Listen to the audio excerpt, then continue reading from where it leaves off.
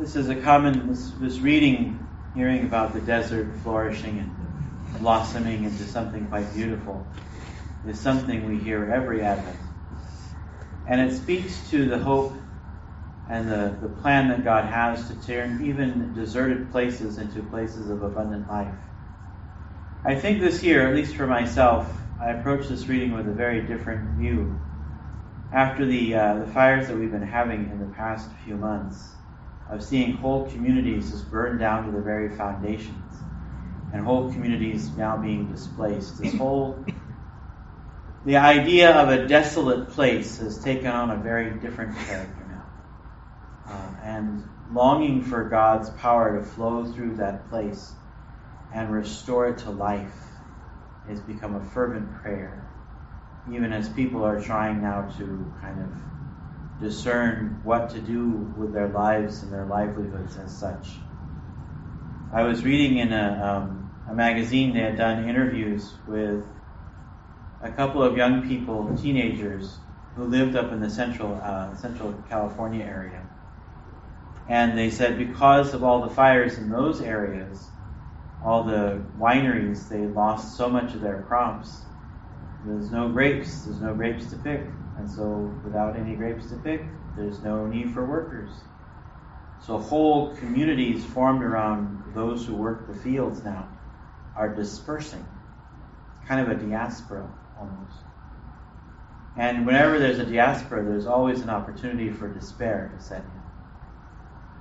Which is why it's so important we, during Advent season, begin to really reclaim the virtue of hope and not just a wishful thinking.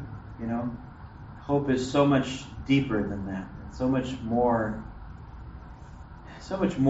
than simply I wish or I hope this works out okay, or I wish that God would do this or something of that nature.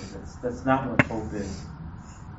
Hope is putting into practice what we have been asked to do, knowing that God will take this and make it fruitful, and that there are things that are beyond our control, that if we try to wrestle them from God, we get filled with despair and anxiety. How can I handle all these things?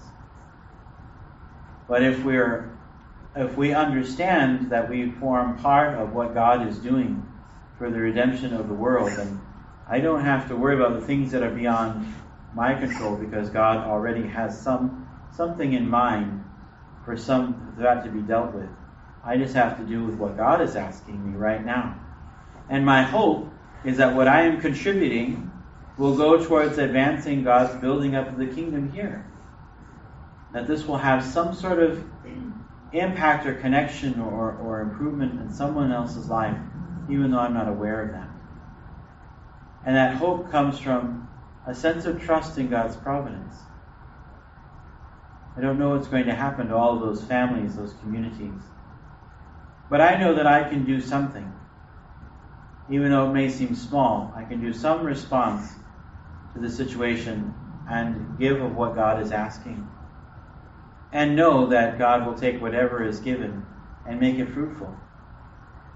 And that my hope is not founded in wishful thinking, but in a deep confidence in God's providential care.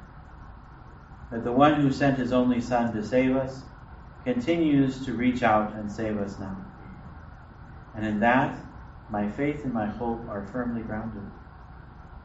And so, the disposition of the disciple then is to say, Lord, what do you ask of me today? So then, sisters and brothers, let's allow that to be our question. Lord, what do you ask of me today? How can I contribute to the building of the kingdom, to restoring hope in the hearts and minds of those who have been so tragically affected by so many things, to root their trust and their faith again in his promise?